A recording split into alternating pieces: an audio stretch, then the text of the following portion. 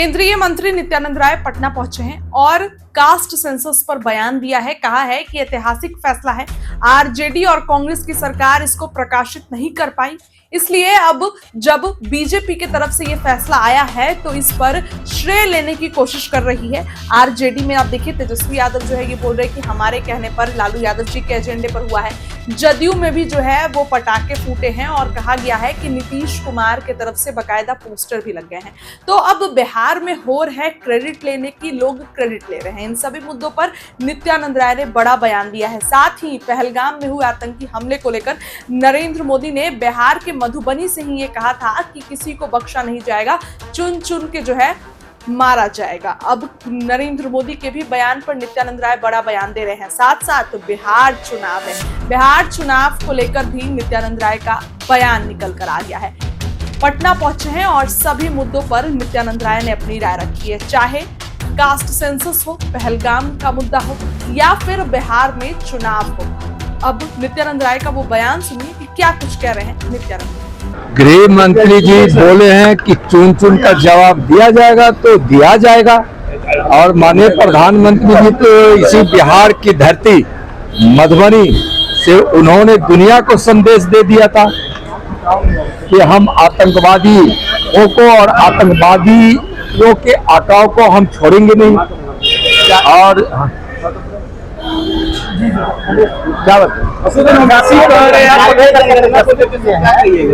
RJD कह रही है कि हम लोग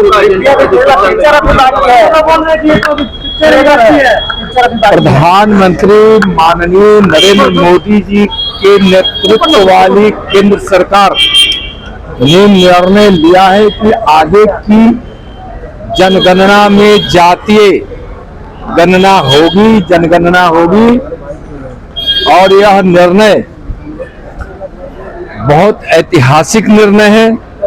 यह ऐसा निर्णय है जिस तक विकास पहुंचना चाहिए था वहां तक विकास पहुंचाने का बड़ा आधार होगा। यह सामाजिक न्याय का सबसे बड़ा आधार होगा। अब तक कांग्रेस हो या आरजेडी हो, जातीय जनगणना पर सिर्फ राजनीति करती रही है।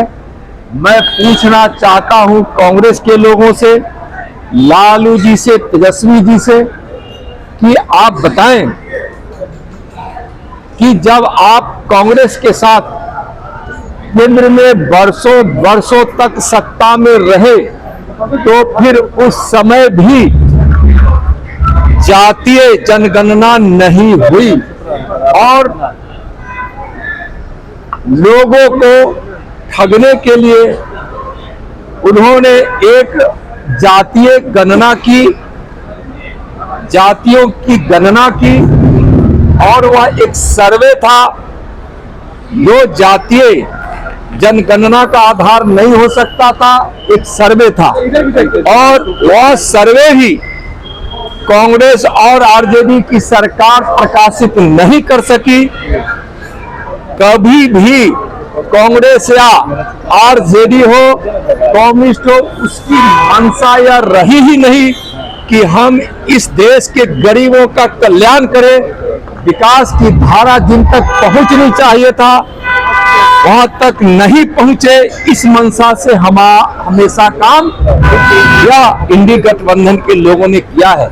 स्पष्ट रूप से लालू जी आप बताइए, वर्षों तक, तेजस्वी जी बताइए कि वर्षों तक आप केंद्र में कांग्रेस के साथ थे तो उस समय आप क्या कर रहे थे? भ्रष्टाचार, घोटाला, उन्माद, अनाप शनाप, गरीबों से मतलब नहीं है। ये लोग यही चाहते थे कि देश के लोग अशिक्षित रहे, गरीब रहे, और हम जो झूठ फैलाए, हम जो भ्रम फैलाए, लोगों के बीच तक पहुंचे और हम परिवार के साथ सत्ता में बने रहे। परिवारवाद में ही लिपटकर एक के बाद एक हमारे परिवार के ही लोग सत्ता संभाले और भ्रष्टाचार करके इन लोगों ने अकूत धन कमाया है। तो न एक गरीब का कल्याण चाहते हैं, न सामाजिक न्याय चाहते हैं, न देश का कल्याण चाहते हैं। अब माननीय प्रधानमंत्री जी के नेतृत्व में जो जनगणना होगी उसमें सही जातीय जनगणना होगी। और इसको 18 सितंबर 2024 को ही माननीय गृह मंत्री श्री अमित शाह जी ने कहा था कि जब सरकार केंद्र की जनगणना के संबंध में जब आगे घोषणा करेगी उस समय यह स्थिति स्पष्ट हो जाएगी। सर लालू यादव ने केंद्र सरकार को एक आदमी लालू यादव का कहना कि कई ऐसे एजेंडे हैं जिस पर केंद्र सरकार को झुकना होगा, हाथ माननी होगी। ये भी कह रहे हैं कि संघियों से जातीय जनगणना करवा ही लिया। अरे भाई, जातीय जनगणना मैं तो कहा ना कि जातीय जनगणना उन लोगों की न नीति में थी और ना वो लोग चाहते ही थे। झूठ मूठ की राजनीति जातीय जनगणना के लिए करते थे। अब मैं तो सीधा सवाल किया हूं, हिम्मत है तो आकर बोले।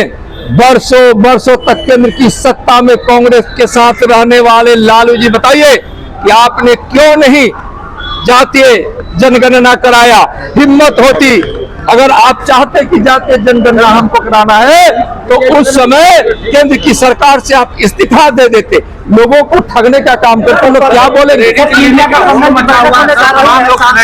तो सुना आपने कि नित्यानंद राय ने इन सभी चीजों पर अपनी बात रखी और जो है कास्ट सेंसस को ऐतिहासिक बताया और ये कहा कि प्रधानमंत्री नरेंद्र मोदी ने इस चीज को स्वीकारा है और बिहार में इस साल जो है चुनाव है। फिलहाल उस खबर के लिए इतना ही।